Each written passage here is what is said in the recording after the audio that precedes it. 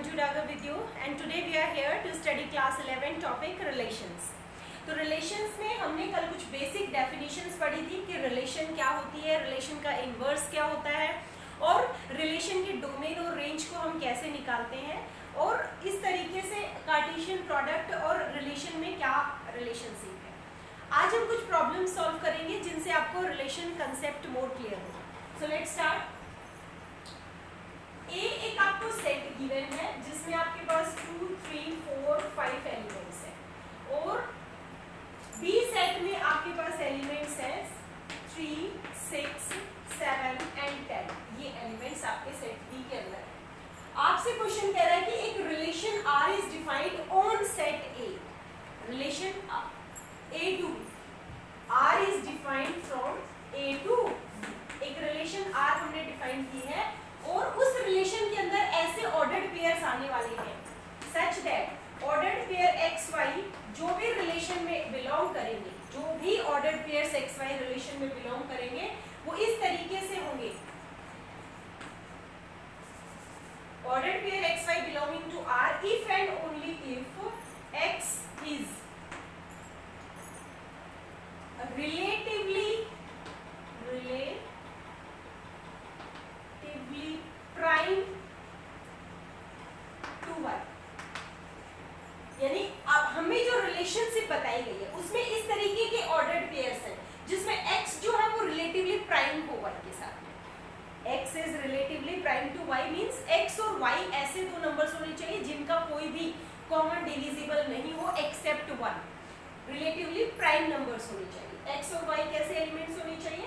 x is relatively prime to y. तो चलिए ऐसे ऑर्डर्ड पेयर्स.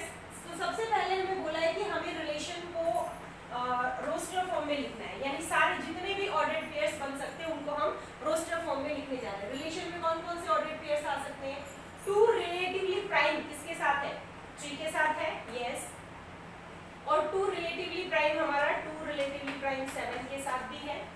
तो 2 का 3 किसके साथ रिलेटिवली प्राइम है? 3 हमारा जो है वो 3 के साथ नहीं है, 6 के साथ नहीं है. 3 हमारा 7 के साथ रिलेटिवली प्राइम है और 3 10 के साथ भी रिलेटिवली प्राइम है. 4 को चेक करते हैं. 4 हमारा 3 के साथ रिलेटिवली प्राइम नंबर है और 4 हमारा 7 के साथ भी रिलेटिवली प्राइम है. इसी तरीके से 5 को चेक करते हैं. 5 relatively prime to 3 and 5 is relatively prime to 7 also like this.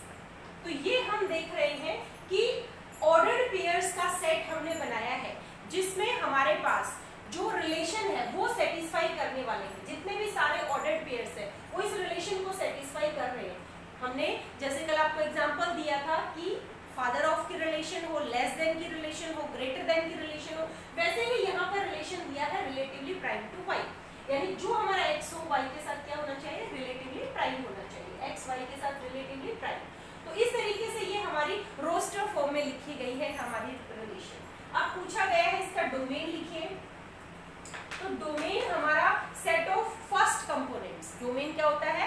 Relation में जितने भी ऑर्डर्ड पेयर्स बन रहे हैं उनके फर्स्ट कंपोनेंट्स का सेट होता है. तो फर्स्ट कंपोनेंट 2 है, यहाँ भी 2 है, फिर 3 है. फर्स्ट कंपोनेंट नेक्स्ट हमारा 4 है. फर्स्ट कंपोनेंट उसके बाद हमारे पास 5 है. तो फर्स्ट कंपोनेंट्स का सेट हमारा डोमेन कहलाता है. डोमेन हमने लिख लिया. अब रेंज. रेंज हमें बताई गई है. रेंज सेकंड कंपोनेंट्स जो हमारे रिलेशन के अंदर जितने भी ऑर्डर्ड पेयर्स आ रहे हैं उनका सेकंड कंपोनेंट हमारा रेंज बनाएगा. तो यहाँ पर 3 है, उसके बाद 7 है और नेक्स्ट हमारा 10 भी आ रहा है और 3, 7 रिपीट हो रहे हैं, 3, 7 रिपीट हो रहे हैं. तो ये हमारी रेंज. तो ये हमारा था कोडोमेन. उसके और ये रेंज यानी जितने हमारी इमेजेस हैं 2 की इमेज जो है वो ये हमारे डोमेन है और जो इमेज बन रही है वो हमारी किसमें है? रेंज में. इसी तरीके से हम एक दो प्रॉब्लम्स और सॉल्व करेंगे. Then the concept of relation will be very clear to you. और इनवर्स निकालने के लिए हमें क्या करना था? सिर्फ ऑर्डर चेंज करना था. जितने भी एलिमेंट्स आपको नजर आ रहे थे रिलेशन के अंदर सबका ऑर्डर चेंज कर देना था. ए बी को बी इनवर्स रिलेशन हो जाता है। अब हम बात करते हैं हमारे पास next A with a set of 5 natural numbers. A with a set of 5 natural numbers 1, 2, 3, 4, 5. ये हमारे 5 नेचुरल नंबर्स का सेट है। A को 5 नेचुरल नंबर्स का सेट बताया गया है। R B relation on A, R B relation on A। R B relation on A से क्या समझते हैं कि रिलेशन R हमारी डिफाइंड है A टू A। जब हमें R किसी भी रिलेशन सेट A पर डिफाइंड बोली जाए दैट मींस R हमारी A से A पर डिफाइंड है। तो इस तरीके का हमारा सेट A पर रिलेशन तैयार करना है जिसमें कंडीशन सेटिस्फाई होती हो, वो सारे ऑर्डर्ड पेयर्स आएंगे। X Y वो सारे ऑर्डर्ड पेयर्स रिलेशन में बिलोंग करने वाले हैं जो इस कंडीशन को सेटिस्फाई करते हो। X is less than equal to 1, इस कंडीशन को सेटिस्फाई करने वाले सारे ऑर्डर्ड पेयर्स हमारे रिलेशन में बिलोंग करेंगे। यानी जिस जिस केस में x हमारा या तो y से लेस हो या फिर y के इक्वल हो, वो सारे ऑर्डर्ड पेयर्स इस रिलेशन में आने वाले हैं। तो चलिए सबसे पहले तो हमें रिलेशन ही बनानी है। रोस्टर फॉर्म में हम अपनी रिलेशन को लिख रहे हैं, लिख लेते हैं। फर्स्ट हम लिख रहे हैं रोस्टर फॉर्म में, roster form relation. Roster form में हमें सभी ऑर्डर्ड पेयर्स को स्पेसिफाई करना है। कौन कौन से? x1, तो 1 हमारा लेस देन है किससे? देखिए R रिलेशन कहां से कहां डिफाइंड है, ध्यान दीजिए, सेट A से सेट A पर ही डिफाइंड है। तो 1 से छोटा और इक्वल है, 1 के साथ इक्वल है, और 1 2 से छोटा है, 1 3 से भी छोटा है, 1 4 से भी लेस है, 1 5 से भी लेस है। तो 1 हमारा इतने रिलेशंस बना रहा है। अब बात करते हैं 2 इक्वल टू 2 है, 2 लेस देन 3 है, क्योंकि ये कंडीशन सेटिस्फाई करनी चाहिए। रिलेशन का x जो है y से या तो छोटा हो या उसके इक्वल हो। तो यहाँ देख रहे हैं इक्वल है, यहाँ x y से छोटा है। नेक्स्ट 2 का रिलेशन 4 के साथ भी हो सकता है, 2 इज लेस देन 4। 2 का रिलेशन 5 के साथ भी हो सकता है, 2 इज लेस देन 5। अब 3 की बात करते हैं। 3 का रिलेशन, 3 हमारा इक्वल है 3 के, लेस है 4 से और लेस है 5 से। 4 का रिलेशन चेक करते हैं। 4 का रिलेशन 4 के साथ है और 4 हमारा लेस देन 5 है। 5 का रिलेशन 5 इक्वल टू 5 है और लेस वो किसी से नहीं। तो ये सारे ऑर्डर्ड पेयर्स हमारे इस रिलेशन में बिलोंग करेंगे, रिलेशन को सेटिस्फाई करते हैं। यानी x हमारा या तो y से छोटा हो, यहाँ देखिए y हमारा कौन सा कंपोनेंट है? सेकंड कंपोनेंट, और x क्या है? हमारा फर्स्ट कंपोनेंट। तो हमें क्या चेक करना है कि जो फर्स्ट कंपोनेंट है ऑर्डर पेयर का वो या तो y से छोटा हो या इक्वल हो। तो इस केस में इक्वल है, इसमें छोटा है, इसमें भी छोटा है 1 3 से, इसमें 1 4 से छोटा है, यहाँ 1 5 से छोटा है। ऐसे ही 2 2 के इक्वल है, इक्वल की कंडीशन सेटिस्फाई कर रहा है। फिर 2 लेस देन 3 है, लेस देन 4 है, लेस देन 5 है। इस तरीके से हमारे रिलेशन रोस्टर फॉर्म में लिखी जा चुकी है।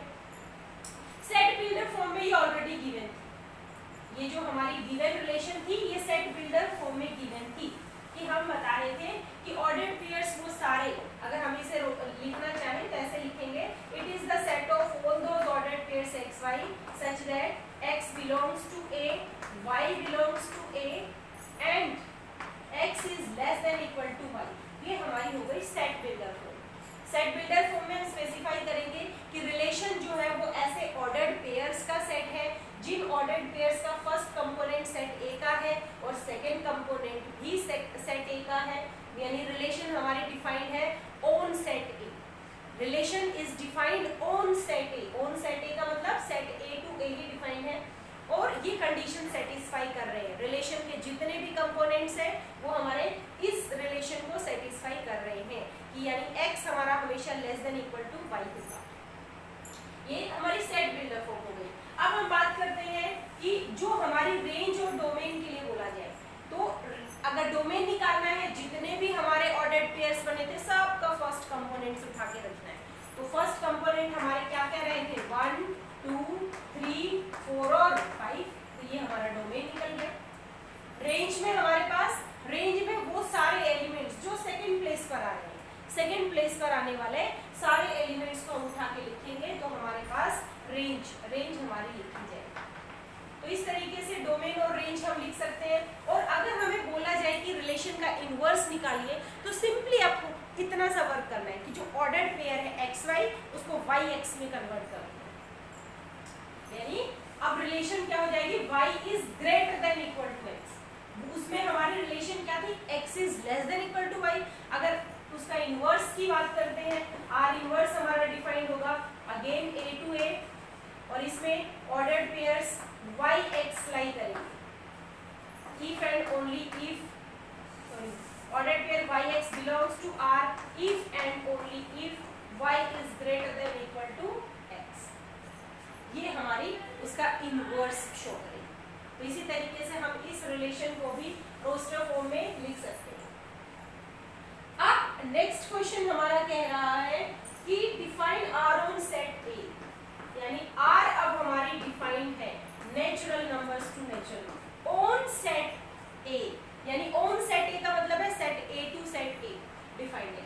अब हमें बोला है R is defined on set of natural numbers. Set of natural numbers means it is defined from n to n। Natural number से नेचुरल नंबर्स पे डिफाइंड है। और r इस तरीके की रिलेशन बताई गई है जिसमें वो सारे x y के ऑर्डर्ड पेयर्स आने वाले हैं सच दैट y हमें मिलने वाला है x में 5 प्लस करने से। x क्या है, नेचुरल नंबर है एंड लेस देन 4। कैसा नेचुरल नंबर है, लेस देन 4। और x और y जो है वो दोनों ही हमारे नेचुरल नंबर होने चाहिए।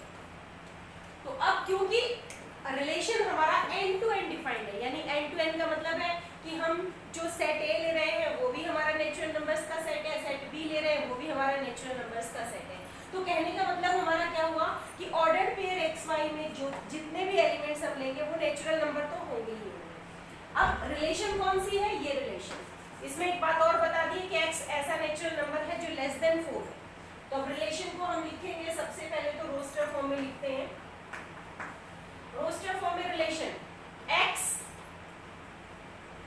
लेस देन 4 है, यानी नेचुरल नंबर, एक तो नेचुरल नंबर्स की स्टार्टिंग होती है 1 से, सबको पता है, यानी 1 से स्टार्ट होगा नेचुरल नंबर, और लेस देन 4 यानी 4 इंक्लूड नहीं है, ओनली लेस देन 4। तो 1 अगर x की वैल्यू रखते हैं तो y कितना आने वाला है, 1 + 5 6। उसके बाद नेचुरल नंबर हमारा 2 है, 2 अगर रखते हैं 2 + 5 7। नेक्स्ट हमारा नेचुरल नंबर है 3 अगर यहाँ रखते हैं 3 + 5 8, यानी ये हमारी लेस देन 4 की कंडीशन को सेटिस्फाई कर रहा है। तो ये रिलेशन हमारा बन गया, ऑर्डर्ड पेयर्स में लिखा गया, यानी ये रोस्टर फॉर्म में 1 किससे रिलेटेड है, 6 से, 2 किससे रिलेटेड है, 7 से, और 3 किससे रिलेटेड है, 8 से। इस कंडीशन को रिलेशन बोल रहे हैं। तो ये हमारे जो रिलेशनशिप है इस रिलेशनशिप को फॉलो करते हैं, यानी x इस रिलेशनशिप को फॉलो कर रहा है और y भी इस रिलेशनशिप को फॉलो कर रहा है, ये वाले x है। अब इसमें हमें बोला गया है कि आप रोस्टर फॉर्म में लिखने के बाद इसका डोमेन लिख सकते हैं। डोमेन हमारे पास फर्स्ट कंपोनेंट्स 1 2 3, ये डोमेन बन गया। Range means set of second components means 6 7 8, ये हमारी रेंज हो गई है। R का इनवर्स निकालने के लिए बोला जाए तो R इनवर्स में हमारे पास ऑर्डर्ड पेयर चेंज हो जाएगा 6 1 7 2 8 3, ये हमारा इनवर्स हो गया R इनवर्स। अब R इनवर्स का आपसे डोमेन पूछा जाए तो 6 7 8 बनेंगे, और R इनवर्स का रेंज पूछा जाए तो 1 2 3, ये एलिमेंट्स आएंगे उस सेट में, तो डोमेन रेंज। अब हमें बोला गया कि आप इसको एरो डायग्राम से भी रिप्रेजेंट करके दिखाइए। इस रिलेशन को आप रिप्रेजेंट कीजिए बाय एरो डायग्राम। तो कैसे रिप्रेजेंट करेंगे, देखिए ये हमारे पास नेचुरल नंबर्स का सेट है, ये भी नेचुरल नंबर्स का सेट है, और R रिलेशन हमारी डिफाइन कर रही है कैसे, 1 2 3 1 2 3 इसमें आ रहे हैं, और x की वैल्यू लेस देन 4 बताई थी हमारे, 1 2 3 आ गए नेचुरल नंबर, और इसके अंदर हमारे पास नेचुरल नंबर्स 1 2 3 4 5 कुछ भी हो सकते हैं। हमारे पास नीड है 8 तक की, तो हम 8 तक तो लिखेंगे, 1 2 3 4 5 6 7 8 नेचुरल नंबर्स हमारे पास सारे जितने भी हम लिख सकते हैं, लेकिन अभी हमें जरूरत यहाँ 8 तक की थी इसलिए हम 8 लिखा। 1 किससे रिलेटेड है? 6 से। 1 इज रिलेटेड टू 6। 2 किससे रिलेटेड है? 7 से। तो 7 ये हमारा एरो इस तरीके से हम देंगे। 3 is related to 8। 3 is related to 8। तो ये हमारा हो गया arrow diagram. This is the arrow diagram representation. और इसके अलावा अगर हमसे कुछ और पूछा जाए तो भी हम इसके बारे में जितने भी बेसिक डेफिनेशंस हमने पढ़ी हैं उससे रिलेटेड जो भी कंसेप्ट आपसे पूछा जाए किसी भी रिलेशन के बारे में वो आप इजीली बता सकते हैं। सो नेक्स्ट पार्ट में हमें इस तरीके से ये डायग्राम दिया हुआ है। डायग्राम में हमें बोला है कि आपको प्रेडिक्ट करना है कि ये कौन से रिलेशन को सेटिस्फाई करते हैं, रिलेशन प्रेडिक्ट करनी है और रिलेशन को फिर रोस्टर और सेट बिल्डर फॉर्म में लिखना है, डोमेन रेंज भी बतानी है। तो अब आप देखेंगे इसमें हमें बताया हुआ है कि 5 is related to 3, 6 is related to 4, 7 is related to 5। तो सबसे पहले तो R को हम सेट बिल्डर फॉर्म में लिखते हैं। ये ऑर्डर्ड पेयर्स x y का सेट है सच दैट x हमारा क्या है? x और y कहाँ से कहाँ लिए गए हैं? नेचुरल नंबर्स है ना, तो हम लिख सकते हैं x belongs to n and y भी belongs to n, natural number है। और सच दैट कौन सी कंडीशन को सेटिस्फाई कर रहे हैं? ध्यान दीजिए कि यहाँ पर जो एलिमेंट्स है ये देख रहे हैं कि हमें जो x मिल रहा है, x इनको हम n मान रहे हैं और इसको भी n मान रहे हैं। तो ये रिलेशन हमारी जो डिफाइंड है वो यहाँ से यहाँ डिफाइंड है n to n। तो इसमें हमें ये वाला एलिमेंट देखिए 5 है और ये हमारा इससे क्या है? 7 से 2 लेस है। ऐसे ये 6 है और ये भी इससे 2 लेस है 4। ये 5 है, ये भी इससे 2 लेस है। तो हम इसको लिख सकते हैं कि y जो है वो हमारा कैसे मिल रहा है? x में से 2 लेस करने से मिल रहा है। और कंडीशन और बतानी पड़ेगी कुछ, अगर आप इसमें बता सकते हो तो। इसके अलावा आप क्या बता सकते हो कि ये सारे हमारे क्या है? 5 6 7 यानी नेचुरल नंबर्स।